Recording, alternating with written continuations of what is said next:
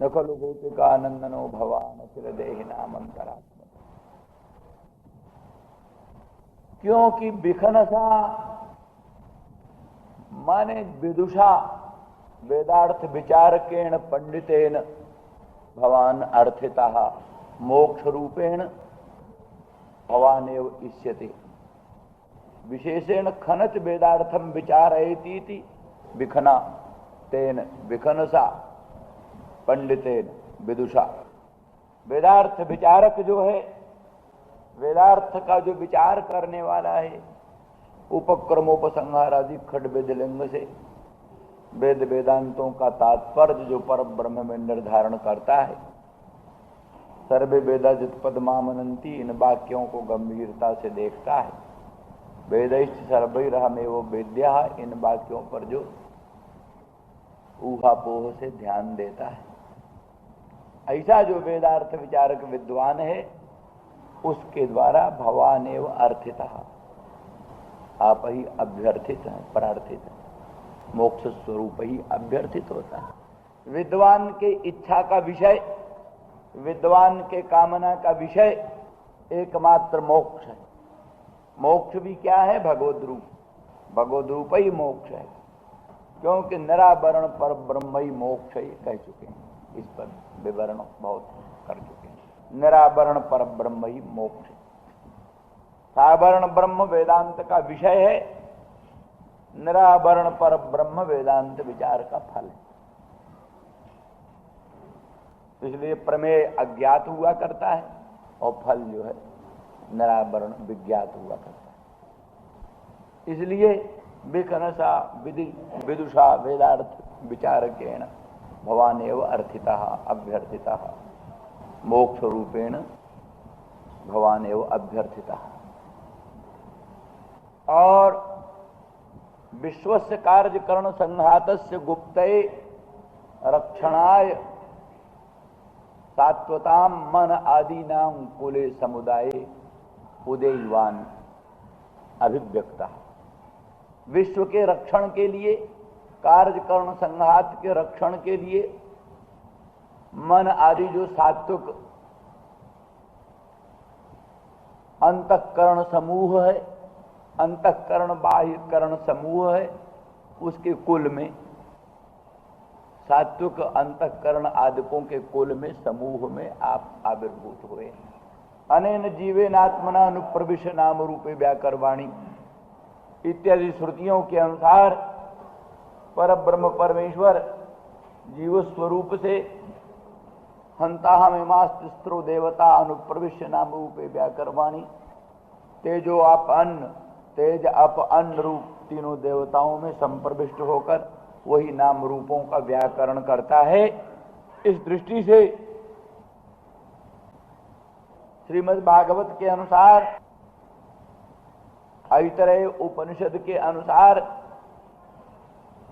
संपूर्ण महाविराट स्वरूप निर्मित हुआ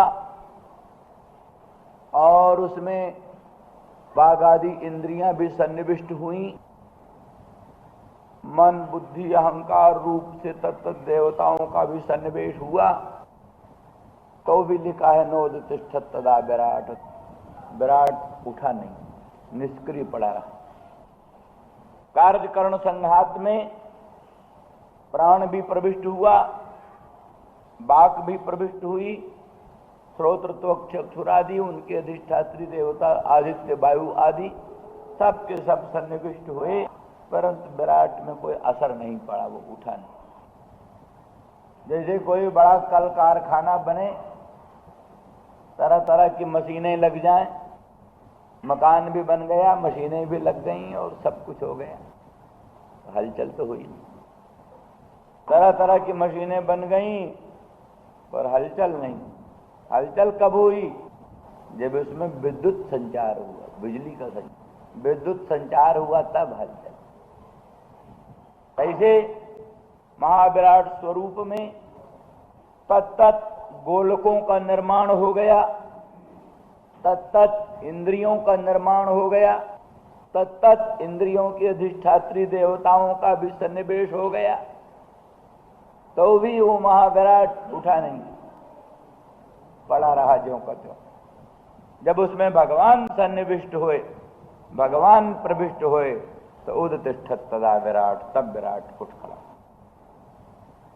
तो इसलिए विश्व के रक्षण के लिए, संपूर्ण कार्यकरण संघात के रक्षण के लिए मन आदि समूह में भगवान का आविर्भाव, विशेष करके मन आदिकों में ही तो सन्निवेश होता है, क्योंकि भगवत स्वरूप का अभिव्यंजन कहां होता है?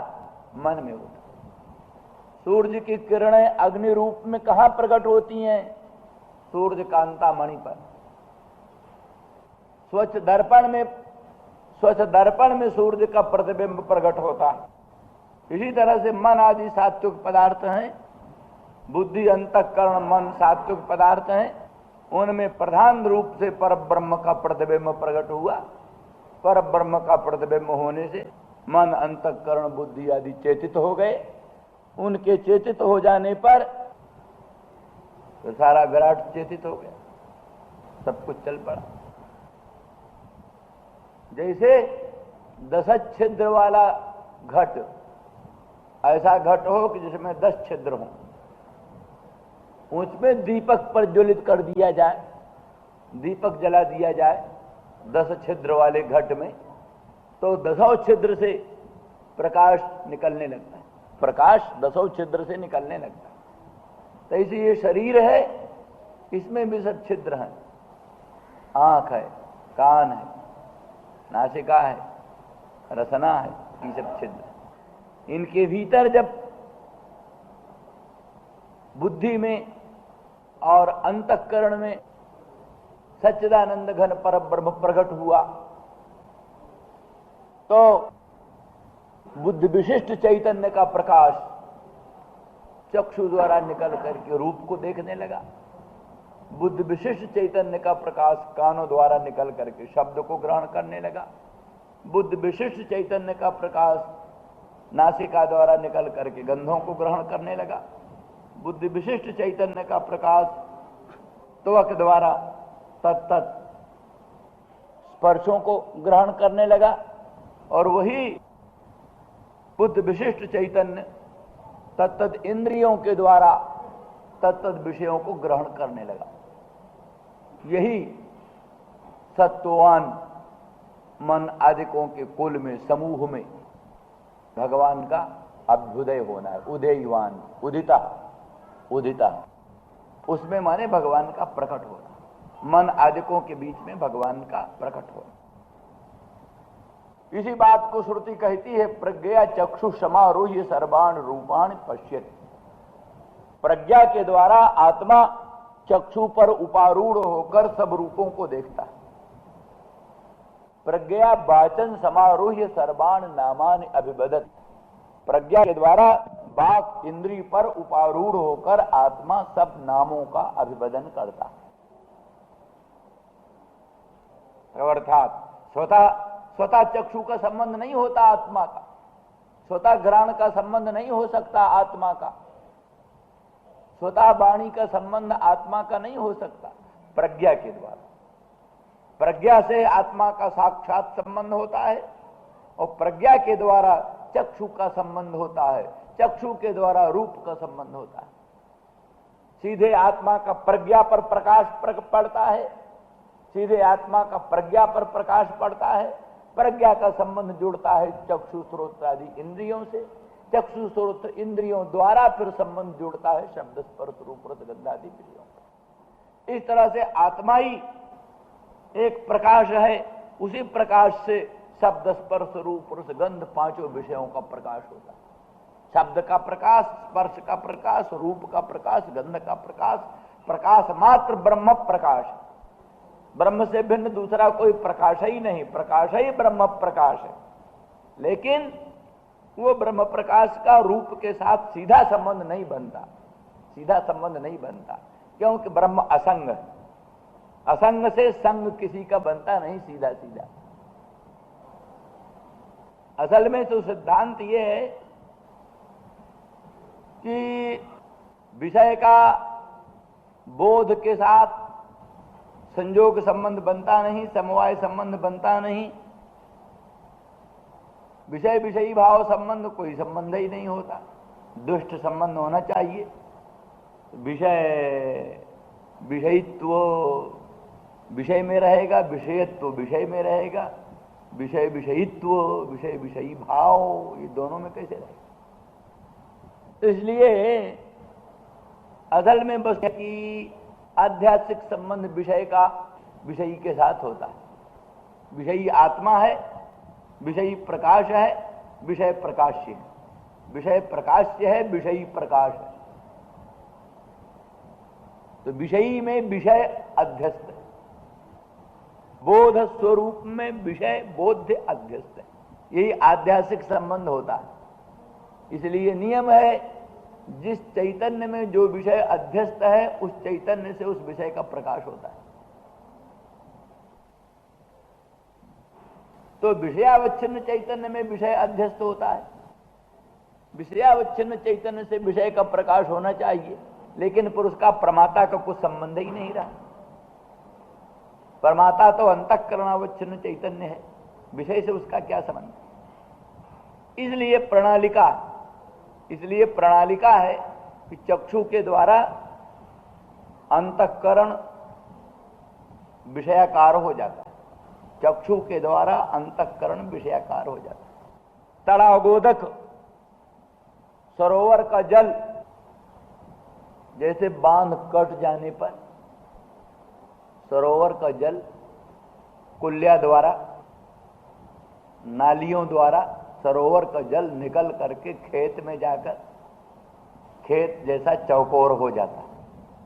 तड़ाग का जल नालियों के द्वारा निकलकर खेत में जाकर खेत के आकार का बन जाता है। ऐसे ही अंतःकरणगत सात्विक द्रव्य चक्षुरादि इंद्रियों के द्वारा तमोगुण के प्रतिबंध दूर हो जाने से रूपादि घटादि विषयों पर जाकर घटाकाराकारित अंतःकरण बने। तो नियम है, दो विषय दो उपाधि एक जगह हो जाए तो दो उपहित एक ही हो जाता है। दो उपाधियां इकट्ठी हो जाए तो दोनों उपाधियों का जो उपहित तत्व है वो एक बन जाता है।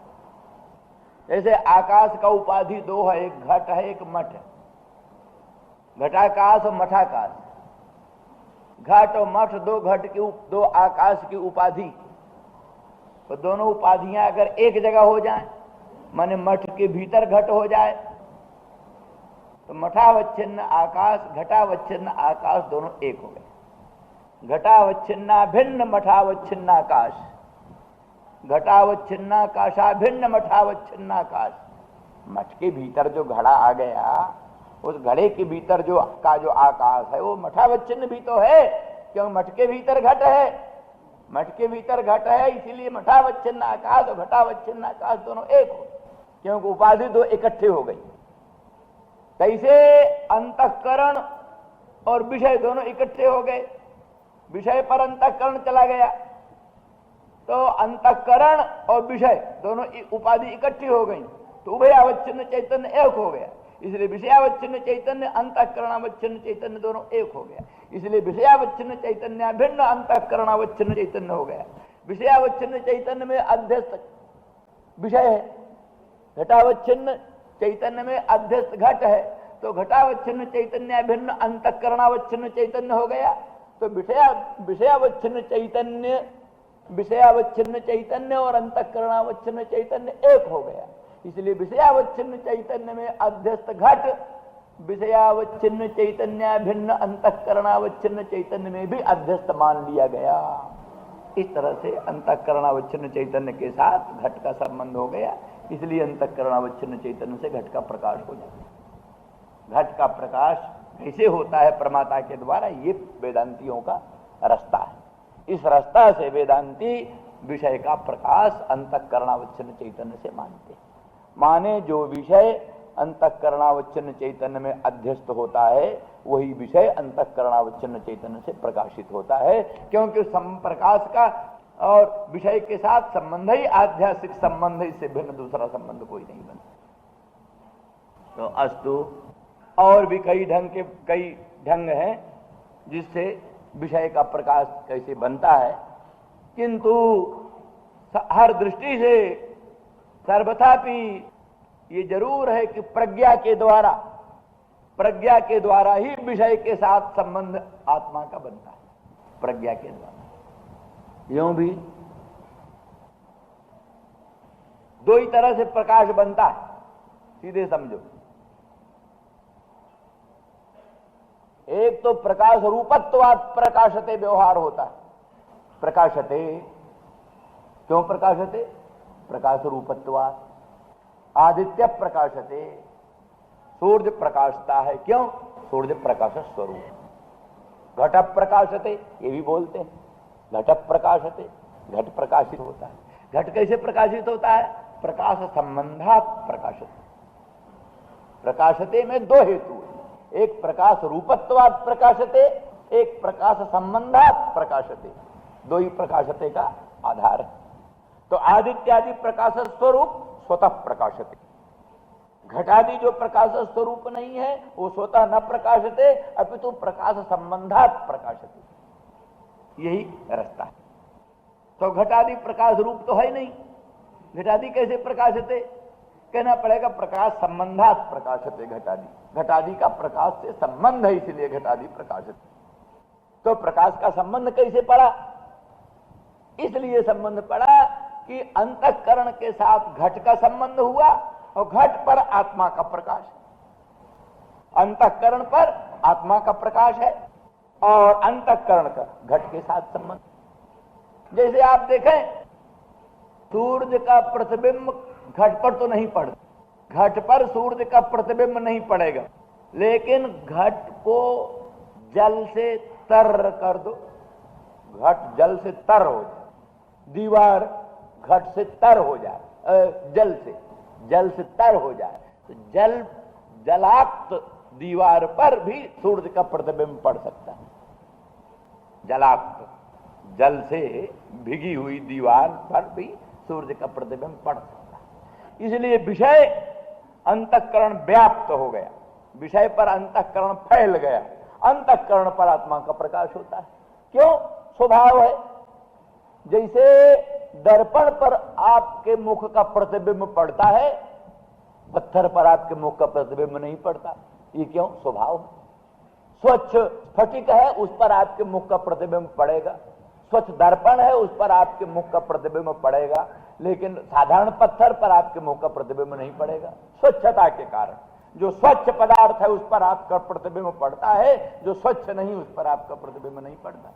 तो अंतःकरण एक स्वच्छ द्रव्य है, अंतःकरण पर आत्मा का प्रतिबिंब चमक उठता है। इसलिए अंतःकरण से संबंध जिन जिन पदार्थों का हुआ, उन पदार्थों पर भी आत्मा का प्रकाश चमक उठता है। आत्मा का प्रकाश जहां चमक उठा, उसी वस्तु का आत्मा से प्रकाश हो जाता। ये ढंग है। इसलिए विश्वस्य गुप्तये विश्वस्य रक्षणाय कार्यकरण संघातस्य रक्षणाय सात्वतांकुले सत्वतां मन आदीनां कुले समुदाय भवान उदयवान आविर्भूता विरचिता भयं वृष्णिधुर्जते चरण में युषाम संसृतेर्भया करसरोरुहं कांत कामदम शिरसि देहि नः श्रीकरग्रहम्। गोपांगना, मानो इस प्रकार की विनम्र स्तुति सुनकर भगवान प्रसन्न हो गए। भगवान प्रसन्न हो गए। न खलु गोपिका नननो भवान अखिल देहि नाम अंतरात्मदृक् विकन सार्थितो विश्वगुप्तये। ये मधुर उक्ति है। पहली उक्ति जरा कठोर थी।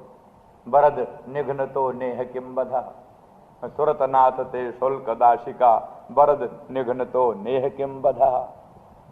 उसके बाद में गोपांगनाओं ने जब ये नया रुख अख्तियार किया, नए रुख से बोलना शुरू किया, तो भगवान प्रसन्न हो गए। अच्छा अच्छा, प्रियतमाओं, प्रेयसी वर्गो, हम प्रसन्न हैं, बोलो क्या मांगती हो, बोलो क्या चाहती, जो कहो वही देने को तैयार। तो वही वर मांगती। चरण में हे कांत, हे प्रियतम, हे प्राण बल्लभ श्याम सुंदर, हे कर सरोरुहम नह सिर सिधेहि।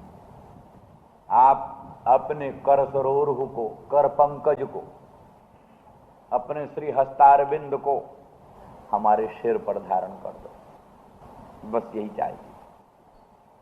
आपका वरद हस्त कर सरोरुह हमारे सिर पर धारण कर दो, क्योंकि हम आपके विप्रयोग जन तीव्र ताप से संतप्त। वो सरोरुह तुल्य शीतल आपके हस्त कमल हैं, शीतल। सरोवर शीतल होता है, शीतल होता है, आह्लाददायक होता है, परम आह्लादक होता है, शीतल होता है और सुगंधित होता है। तद्वत आपके श्रीहस्त शीतल हैं, परम शीतल हैं। आध्यात्मिक, आधि दैविक, आधि भौतिक संतापों से संतप्त प्राणियों के सिर पर आपका हस्त कमल आता है तो आध्यात्मिक ताप, आधि दैविक ताप, आधि भौतिक ताप, सब ताप मिट जाते। 80 घाट पर जगन्नाथ मंदिर है। जगन्नाथ मंदिर के पीछे एक नरसिंह का मंदिर, नरसिंह भगवान का मंदिर। नरसिंह भगवान की मूर्ति बड़ी विशाल मूर्ति है और बड़े विशाल हस्तारविंद है। उस हस्तारविंद के नीचे एक बच्चा खड़ा है, बच्चा खड़ा है। वो बच्चा कौन है? वो प्रहलाद। प्रहलाद बड़ी सुंदर मूर्ति, इतने बड़े हस्तारविंद है कि वो बच्चा छिप जाता है उसके नीचे। जिसके सिर पर भगवान का वो दिव्य हस्तारविंद हो, उस हस्तारविंद की आतपत्र छाया में जो प्राणी है, कहां का उसको ताप? कोई ताप नहीं। आध्यात्मिक ताप नहीं, आधि दैविक ताप नहीं, आधि भौतिक ताप नहीं, सर्व तापों की समाप्ति। गोपांगना अपने प्राण बल्लभ प्रियतम श्याम सुंदर मदन मोहन ब्रजेंद्र नंदन से यही प्रार्थना करती हैं, हे श्याम सुंदर, आप अपने कर सरोरुह को शीतल, परम सुगंधित, परम आह्लादक अपने मंगलमय हस्तारविंद को हमारे सिर पर रख। अभयदान मिल जाए हमको, अभयदान। कर सरोरुहम। क्यों, क्या फायदा होगा? हमारे कर सरोरुह रखने से क्या फायदा होगा? तो कहती हैं कामदम, कामम देति खंडयति कामदम। काम को, जिस काम के शरप प्रहार के डर से, जिस काम कंदर्प के शरप प्रहार के डर से भयभीत होकर हम आपकी शरण आई हैं, उस काम को इन हस्तारविंद का संबंध छिन्न भिन्न कर देता है। भगवत संबंध होते ही काम का सर्वनाश हो जाता है। जो प्राणियों के हृदय में काम है, काम माने सब तरह का काम, जितनी वांछाएं, इच्छाएं, कामनाएं, उसी में विशिष्ट काम भी आ गया, सब उसी में आ गया। तो सचमुच परात्पर पूर्णतम पुरुषोत्तम परब्रह्म भगवान के मंगलमय श्री हस्तारविंद की आतपत्र छाया जिसको मिल गई, तो सर्व प्रकार के कामों का समूल उन्मूलन हो जाता है। समूल उन्मूलन सभी कामों का हो जाता है। बिनु संतोष न काम न शाही, बिनु संतोष न काम न शाही, और काम अछत सुख सपने होना। बिना संतोष के काम का नाश नहीं होता, बिना संतोष के काम का विनाश नहीं होता, और जब तक काम है तब तक स्वप्न में भी सुख नहीं होता। राम भजन बिनु मिटहि कि कामा, थल विहीन तरु कबहु की जामा। राम भजन के बिना कभी काम मिटता है? क्योंकि कुछ न कुछ काम का प्रपंच चलता ही रहता है। दुनिया में काम ही संसार का मूल है। काम जाना मिते मूलम संकल्पात किल जाए। काम का मूल है संकल्प। संकल्प हुआ तो काम हुआ, संकल्प नहीं तो काम नहीं। जिन वस्तुओं का ऊहापोह संकल्प चला उन्हीं में कामना उदित हुई, जिनका ऊहापोह नहीं संकल्प नहीं उनमें कामना ही नहीं। काम जाना मिते मूलम संकल्पात किल जाए। और दुनिया की जितनी हलचलें हैं, जितनी चेष्टाएं हैं, सब काम की चेष्टा। अकाम क्रिया काचित दृश्यते नेह करहिचित। अकाम की कोई क्रिया ही संसार में नहीं हुआ करती। जज्जद्धि कुरते जंतु तत्त कामस्य चेष्टितम। प्राणी जो कुछ भी करता है सब काम का ही विलास, काम का ही विलास। जितनी हलचलें, तो उस काम की निवृत्ति भगवत भजन से ही हो। राम भजन बिनु मिटहि कि कामा, कितनी अच्छी बात है। राम भजन बिनु मिटहि कि कामा। काम कभी राम भजन के बिना मिटता? अरे थल विहीन तरु कबहु की जामा। थल विहीन तरु कभी जम सकता है? तरु जब जमेगा आखिर आधार चाहिए, धरित्री चाहिए।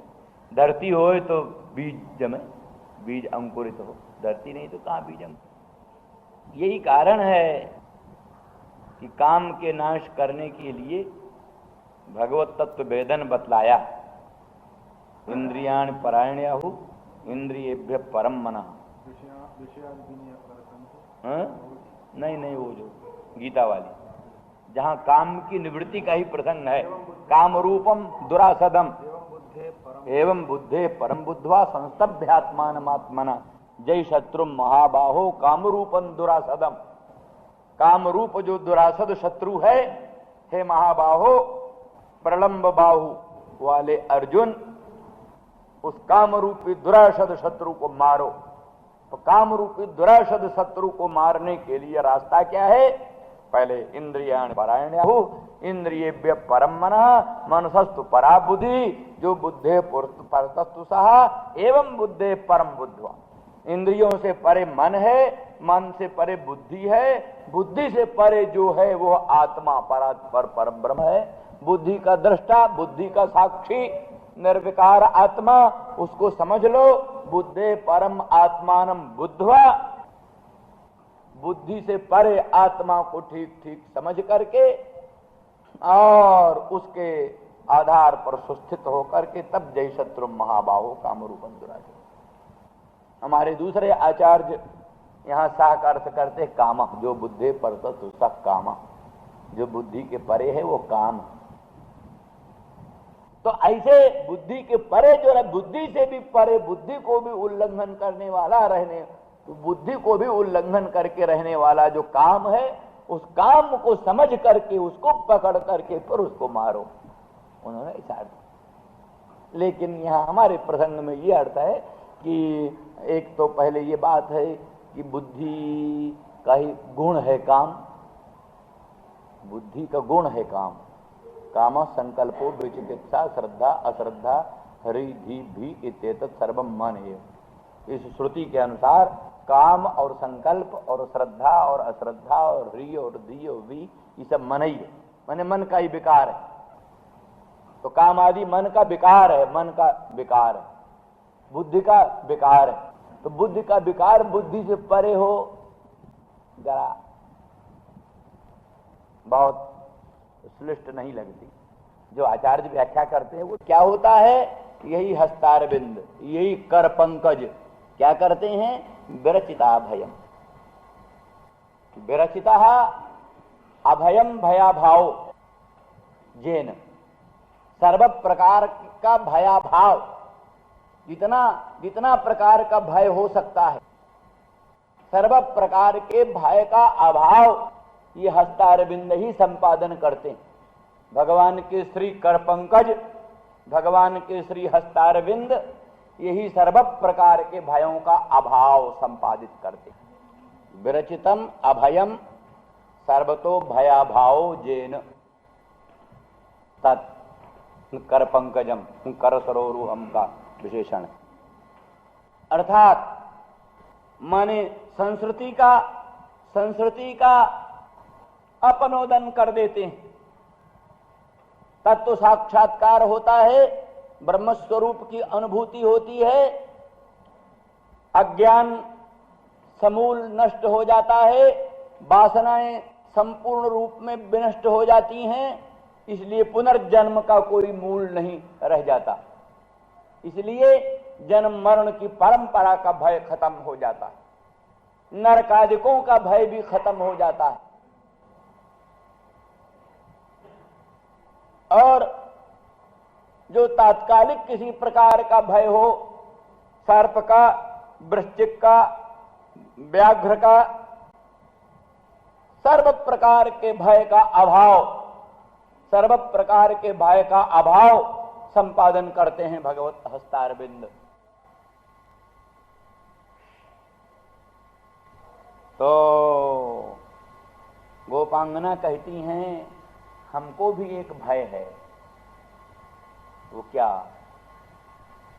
आपके विप्रयोग जन्य तीव्र ताप का भय, आपके विरह जन्य तीव्र ताप का भय है। तो सर्वतो भयाभाव संपादन करने वाले,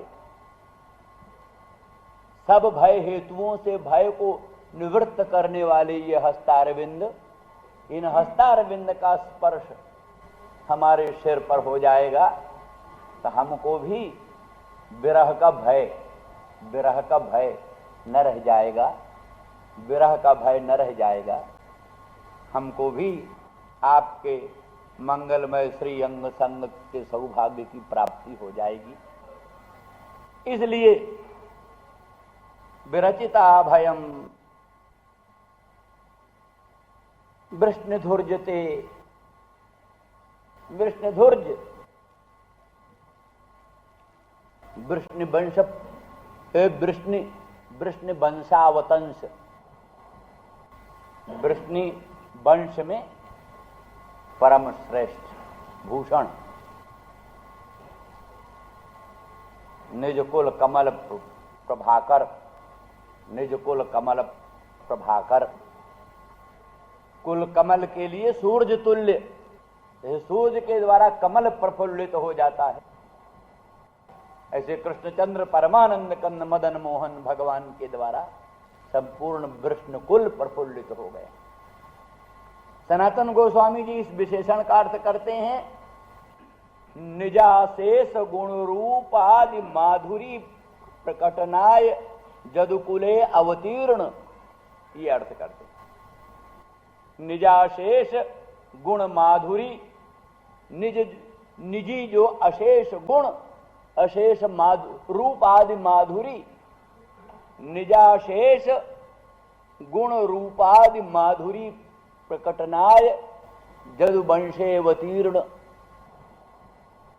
अर्थात भगवान का अवतरण तो अनेक स्थानों में हुआ, परंतु अशेष गुणों का प्राकट्य, और ईश्वर में अशेष गुण रहते भी हैं।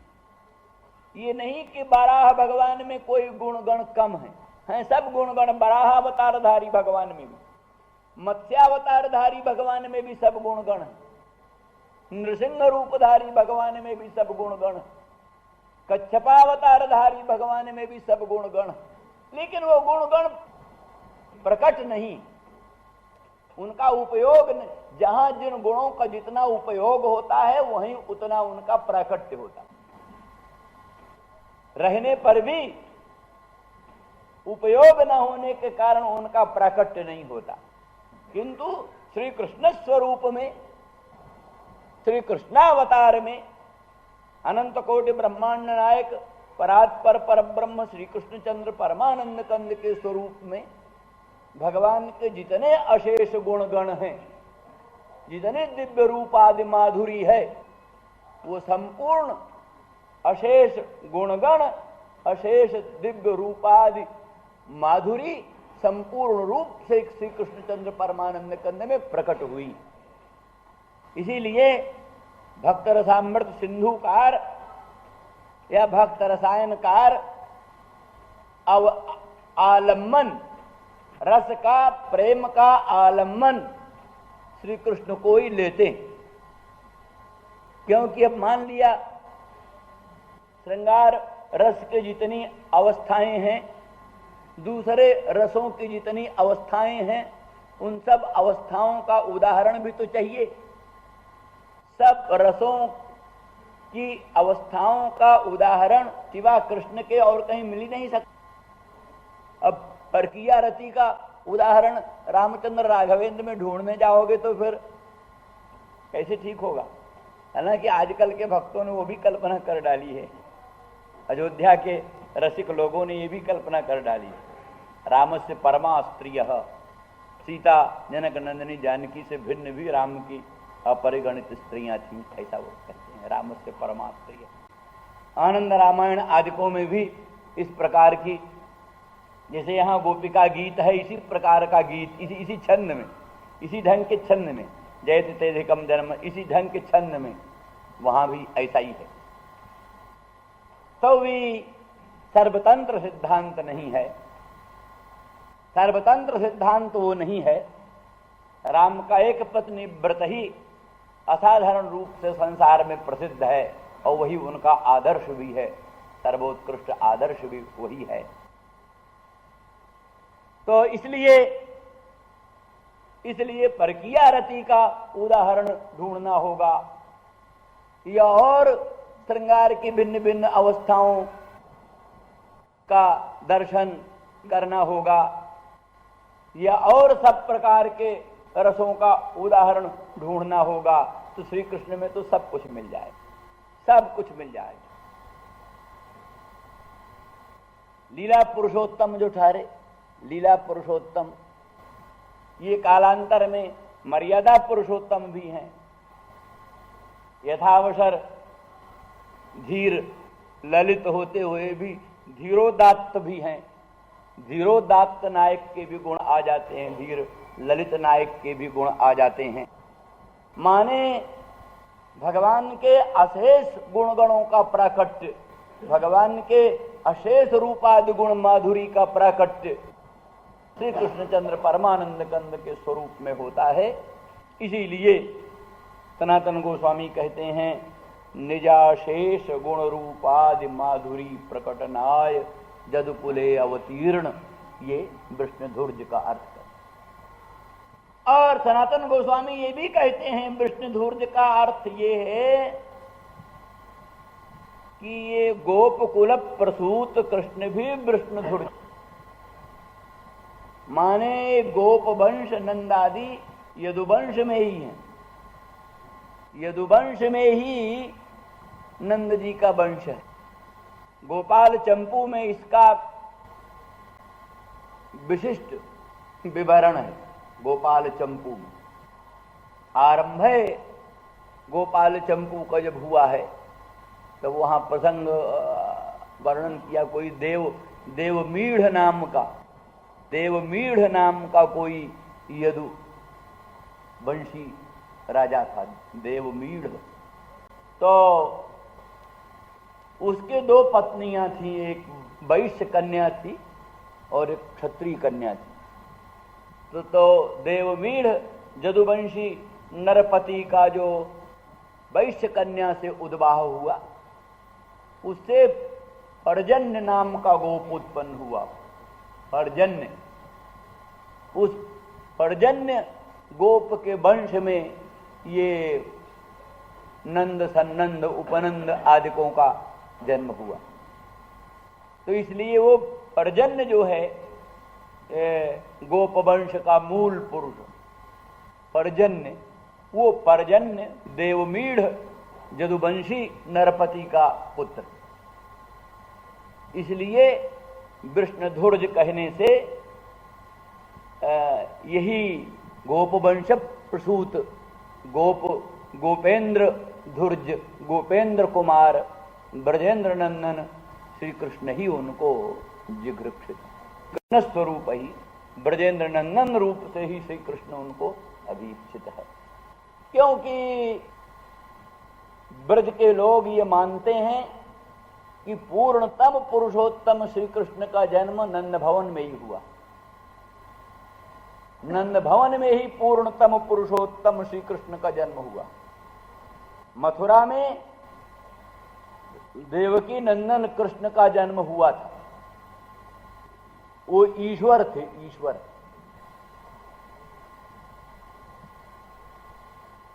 तो उन ईश्वर देवकी नंदन कृष्ण को सूप में लेकर, जन्माष्टमी आ रही ना, जन्माष्टमी, तो जिस समय देवकी के यहां भगवान का प्रादुर्भाव हुआ तो वहां सब वही उनका रूप भी है, शंख चक्र गदा पद्मधारी श्रीमन्नारायण परात्पर पर ब्रह्म विष्णु का तेजोमय प्रकाशमय दिव्य रूप, शंख धारण किए हुए, चक्र धारण किए हुए, गदा धारण किए हुए, वही बनमाला, वही दिव्य कौस्तुभ मणि, वही लोकोत्तर दामिनी दुत विनिंदक पीतांबर, वही अद्भुत कटक कुंडल मुकुट नूपुर आदि दिव्याति दिव्य भूषण अलंकार आदिकों से अलंकृत भगवान का दिव्य रूप प्रकट हुआ। और फिर देवकी की प्रार्थना से भगवान ने वो छोटा सा शिशु रूप धारण कर लिया। तो उसको फिर शूर्प में रख करके वसुदेव जी चले। तो वहां निरावरण द्वार था, योग माया की अघटित घटना पटीयसी भगवान की मंगलमयी योग माया शक्ति के द्वारा, जो कि सहोदरा थी भगवान की, सोदरा सोदरी, वहीं भगवान कृष्णचंद्र परमानंद कंद प्रकट हुए हैं।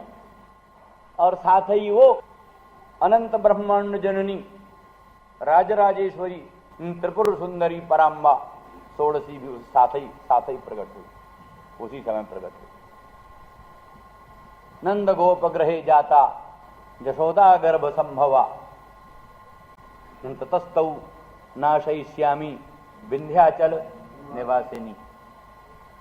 तो विंध्याचल निवासिनी भगवती श्री कृष्ण की सोदरी उनके साथ ही उत्पन्न हुई। उसी के अतुलित प्रताप से, योग माया से, मोहिनी शक्ति के प्रभाव से यशोदा को दो दो बच्चे पैदा हुए, पर पता कुछ नहीं। एक बच्चा एक बच्ची दोनों पैदा हुए, पता ही नहीं। तो और सबका सब ब्रज महानिद्रा में सोया हुआ था, इसीलिए कहते मोहरात्रि है, मोहरात्रि कालरात्र महारात्र मोहरात्रि, तो मोहरात्रि, इसमें सबको मोह हो गया। कंस के कारागार के द्वारपाल भी मोह में सुप्त हो गए, वो भी मोह में प्रसुप्त हो गए। कारागार के बृहत कपाट अपने आप खुल गए। तो उस तरह से वसुदेव शूर्प में कृष्णचंद्र परमानंद कंद को लेकर के चले। और जमुना ने पहले तो भगवत पाद स्पर्श के लिए बढ़ना चाहिए, बढ़ने लगी, पाद स्पर्श करें हम, ऐसा अवसर कब आएगा, प्रथम पाद स्पर्श हम करें। वसुदेव डरे, नाक तक पानी आ गया। तो भगवान ने जाना कि वे गड़बड़ होगा, तो भगवान ने हुंकृति की और अपना पांव जमुना को स्पर्श करा दिया। जमुना मार्गं ददौ सिंधुरेव श्रियः पते, जैसे समुद्र ने श्रीपति रामचंद्र भगवान को मार्ग दे दिया था, वैसे ही जमुना भगवती ने वसुदेव को मार्ग दे दिया। फिर जाकर वहां प्रविष्ट हुए। तो वहां पर वो पूर्णतम पुरुषोत्तम परम ब्रह्म कृष्ण नंद नंदन के रूप में प्रकट हुए थे। नंदस्त्वात्मज उत्पन्ने जाता लादो महामना, आत्मज उत्पन्ने। तो आत्मजा कैसे होगा, फिर तो आत्मज न होए भाई, दत्तक होए मुत्पन्ना, ऐसा तो नहीं। आत्मज यहां स्पष्ट है, नंदस्त्वात्मज उत्पन्ने, आत्मनो जाता आत्मजा, औरसा, औरस पुत्र को आत्मज कहते, औरस पुत्र जो दत्तक पुत्र या अन्य पुत्र या क्या नाम प्रीत पुत्र, जत्र क्वचित निक्षिप्त पुत्र, वो औरस पुत्र आत्मज पुत्र नहीं होता। इसलिए नंदस्त्वात्मज उत्पन्न जाता ह्लादो महामनाः, इसलिए साक्षात नंद के आत्मज नंदन कृष्णचंद्र परमानंद कंद पूर्णतम पुरुषोत्तम वहां प्रथम से ही प्रकट थे। तो ये जो देवकी नंदन वसुदेव नंदन वासुदेव भगवान आए सूर्प में निहित होकर के, तो वहां ये रख दिया। जैसे महातेज में अन्य तेज भी अंतर्भूत हो जाते हैं, महातेज में अन्य तेज भी अंतर्भूत हो जाते हैं, जैसे नंदन स्वरूप में वो स्वरूप भी अंतर्लीन हो। वासुदेव स्वरूप देवकी नंदन स्वरूप भी नंदन स्वरूप में अंतर्निलीन हो गया। ये इसलिए विष्णुधुर्ज होते हुए भी विष्णुधुर्ज उस रूप से भी है। विष्णुवंश में ही वो देवमीढ़ का पुत्र पर्जन्य और पर्जन्य आदिकों के, और जो पर्जन्य पुत्र ये सब नंद उपनंद सन्नंद आदि हुए हैं, उनमें से नंदन भगवान कृष्ण का आविर्भाव। और फिर उसके वो कहते हैं वृंदावनम परित्यज्य पादमे कन्न गच्छति, वृंदावन को छोड़ करके भगवान एक पग भी इधर उधर नहीं जाते। इसलिए मथुरा नहीं गए कृष्ण। अक्रूर जी मथुरा ले गए, कहते हैं ना, अक्रूर जी मथुरा ले गए, तो कहते हो जो अक्रूर को भूल भुलैया हुई, जमुना स्नान करने लगे अक्रूर, तो वहीं कृष्णचंद्र और बलदेव दोनों रथ पर बैठे थे। वो निमज्जन करके जमुना में डुबकी लगा करके अक्रूर जी ध्यान करने लग गए, अघमर्षण मंत्र पढ़ने लग गए। अघमर्षण मंत्र पढ़ने लग गए, तो वहां उनको कृष्णचंद्र परमानंद कंद का बड़ा दिव्य रूप दर्शन हुआ। सोचा यहां कैसे आ गए, वो तो रथ पर बैठे हैं। डुबकी खोलकर ऊपर होकर देखा तो रथ में ही बैठे हैं। रथ में बैठे, फिर डुबकी लगाया तो फिर वहीं जल में दिखाई दिए, और शंख चक्र गदा पद्मधारी रूप में दिखाई दिए। वो ये सब विचित्र ढंग का दर्शन अनुभव उनको हुआ। उसी भूल भुलैया में बस कृष्ण तो रह गए अपने वहीं गोकुल धाम में, वृंदावन धाम में, नंदन कृष्ण, और वसुदेव नंदन कृष्ण, देवकी नंदन कृष्ण वह क्रूर के साथ चले। इस तरह से दोनों बात बन गई। माने जा करके नंदन में स्वरूप लीन हुआ और नंदन से पुनः स्वरूप प्रकट हुआ। इसलिए नंदन स्वयं वृंदावनम परित्यज्य पाद में कन्न गच्छति, वृंदावन को त्याग करके एक पग भी नहीं जाते। इसीलिए भक्त लोग कहते हैं वृंदावन की परिक्रमा करते हुए अगर बाएं ओर कृष्ण दिखाई देते हो तो उनकी ओर आंख उठा के देखो भी मत। विपिन राज सीमा के बाहर हरिहूं को न निहार, रे मन वृंदा विपिन निहार। वृंदावन धाम की परिक्रमा करते हो तो दक्षिण की तरफ अगर कृष्ण दिखाई देते हो वृंदावन धाम की सीमा में, तो खूब प्यार करो, खूब प्रणाम करो, खूब स्नेह करो। पर वही अगर बाएं ओर दिखाई देते हो तो ध्यान मत दो। ऐसा होता वृंदावन चंद्र कृष्ण चंद्र की पूजा, उनकी आराधना, नंदन कृष्ण की आराधना ये भक्त लोग करते। इसलिए उसी दृष्टि से विष्णुधुर्ज का ये अर्थ सनातन गोस्वामी को करना पड़ा। नहीं तो जिनके मन में ये सब झगड़ा नहीं है वो तो सीधे विष्णुधुर्ज वसुदेव नंदन जदु वंशावतंश कहने से भी कोई हानि नहीं। और हम लोग तो इस रूप से समन्वय ही कर लेते हैं दोनों का। भाई परात्पर पर ब्रह्म वही एक ही अनंत ब्रह्मांड नायक परमात्मा है, वही वसुदेव नंदन के रूप में प्रकट हुआ, वही नंदन के रूप में प्रकट हुआ। विशेषण के भेद से विशिष्ट में तारतम्य हो जाता है। निर्विशेष तत्व अद्वितीय एक रस होते हुए भी विशेषणों के भेद से विशिष्ट में अनेक प्रकार के प्रभेद हो जाते हैं। जैसे स्वाति का बिंदु एक ही वस्तु है, स्वाति का बिंदु, पर वही बांस के कोपर में पड़ जाए तो बंसरोचन, गाय के कर्ण में पड़ जाए तो गोरोचन, और विषधर सर्प के मुख में पड़ जाए तो भयंकर विष, और वही सुक्त का सीपी में पड़ जाए तो मुक्ता, गज कर्ण में पड़ जाए तो गज मुक्ता। एक ही स्वाति बिंदु का जैसे अधिष्ठान भेद से प्राकट्य भेद होता है, अधिष्ठान भेद से उसके प्राकट्य में तारतम्य होता है, इसी तरह से वही अनंत ब्रह्मांड नायक परमात्मा सर्वेश्वर सर्वशक्तिमान प्रभु धामों की विशेषता से उसके प्राकट्य में विशेषताएं हुआ करती। सूर्य नारायण की दिव्य रश्मियां संसार में समान रूप से फैली हुई हैं, पर वही सूर्य कांता पर प्रकट होकर के दिव्य अग्नि का रूप धारण कर लेती हैं। साधारण काष्ठ पाषाण आदि को पर प्रकट होकर के सामान्य रूप में रहती हैं। और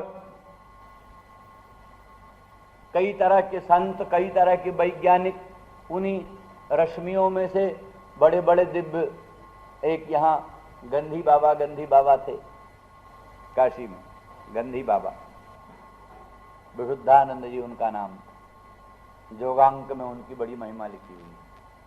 गोपीनाथ कविराज के गुरु थे। उनके पास कई शीशा थे, कई ढंग के शीशा थे। वो सूरज की रश्मियों से ही उनका जोड़ तोड़ मिलाकर विचित्र प्रकार का गंध प्रकट कर देते। आप कहो हमको इत्र की, हमको केवड़ा का इत्र चाहिए तो केवड़ा का इत्र, गुलाब का इत्र कहिए गुलाब का। अजीब अजीब जिस ढंग का गंध चाहो वो गंध, कुछ नहीं, वो एक शीशा था और रश्मि को मिलाते थे और बस रश्मि में ही दिखता थी। तो रश्मि तो वही है, किस अधिष्ठान से उस रश्मि का किस रूप में प्राकट्य हो सकता है, इसकी जानकारी थी विशेष। ऐसे और भी कई संत, कई ढंग के वैज्ञानिक लोग आजकल भी हैं और प्राचीन काल में भी थे, जो रश्मियों का विभिन्न रूप से प्राकट्य कर सकने में समर्थ होते थे। तो इस तरह से वो अनंत ब्रह्मांड नायक सर्वेश्वर सर्वशक्तिमान भगवान सर्वत्र प्रकट हो, भगवान है, कहीं भी प्रकट हो, बहुत अच्छी चीज है। पर वही ब्रजधाम में प्रकट होता है तो चार चांद लग जाते हैं। वही राजेश्वरी नित्य निकुंजेश्वरी वृषभानुनंदिनी राधा रानी के संग में प्रकट होता है तो उसकी महिमा अतुलित हो जाती है, अवर्णनीय हो जाती है, लोकोत्तर चमत्कार प्रकट होने लगते हैं। ब्रजेंद्र गेहनी नंदरानी यशोदा के मंगलमय अंक में जब वो खेलने लगता है तब उसका चमत्कार बड़ा ही अद्भुत हो जाता है। नंद नंदन नंद के अंक में जिस समय खेलने लगते हैं वो अद्भुत चमत्कृति दूसरी जगह नहीं प्रकट होती। हमने एक बार बताया था ना, गोपांगनाओं के लिए लोगों ने कहा कि क्या बात है, मथुरा कोई दूर थोड़ो ना है, चलो दर्शन करा दें तुमको, काहे रो रही हो। मथुरा दूर थोड़ो ना है, गोकुल से वृंदावन धाम से नजदीक ही तो है, चलो दर्शन कराए दें। कुछ गोप सीमंतनियों ने कहा अच्छा चलो, ले गए। तो भगवान मथुरा की दिव्य राजसभा में सिंहासन समासीन थे। लोगों ने कहा महाराज आपकी गोपांगनाएं ब्रज सीमंतिनी आपका दर्शन करने आई हैं। भगवान ने कहा आने दो, तो हमारी अंतरात्मा कुछ बात है, आने दो। गई तो भगवान का स्वरूप देखते ही उन्होंने घूंघट, लंबा घूंघट काट, लंबा घूंघट, जैसे माड़वारनी बड़े लंबा घूंघट काट, लंबा घूंघट काट। क्यों काहे घूंघट काटती हो? तुम्हारे श्याम सुंदर मदन मोहन ब्रजेंद्र नंदन तो है? कहा नहीं नहीं, ये हमारे श्याम सुंदर नहीं। वहां देखा हो कोटि कोटि सूर्य नारायण के तुल्य अतुलित प्रकाश युक्त दिव्य सिंहासन और बड़ा दिव्य मुकुट किरीट, अद्भुत कुंडल, बड़ा चमत्कार। क्या हमारे तो वही श्याम सुंदर जो अपनी काली कमली रखने वाले और बंशी धारण करने वाले और गुंजावतंश परिपिच्छल सन्मुखाय है ना, नवमीड तेब्र बपुषे तडिदंबराय गुंजावतंस परिपिच्छल सन्मुखाय वन्यस्रजे कवल बेत्र विषाण वेणु, क्या है, लक्ष्मण श्रिये मृदुपदे पशुपांगजाय। वो जो पशुपांगज रूप जो है, पशुपांगज रूप जो है वो स्वरूप प्रिय है। ये जो अपरिगणित सूर्य नारायण के तुल्य दिव्य प्रकाश पूर्ण रूप जो भगवान का था, ये हमको, हमारे मदन मोहन, हमारे ब्रजेंद्र नंदन श्याम सुंदर नंद नंदन यशोदोत्संग लालित श्याम सुंदर हमको चाहिए। हमको ये कृष्ण नहीं चाहिए। और बहुत सी तो गई ही नहीं, उनको वो आकर्षण ही नहीं हुआ, कल्पना ही नहीं हुई उधर, जो गई उनकी हाल। तो इस दृष्टि से यहां तो प्रसंग ये है कि वृष्णि धुर्ज, वृष्णि कुल प्रसूत, वृष्णि वंशावतंश भगवान, ये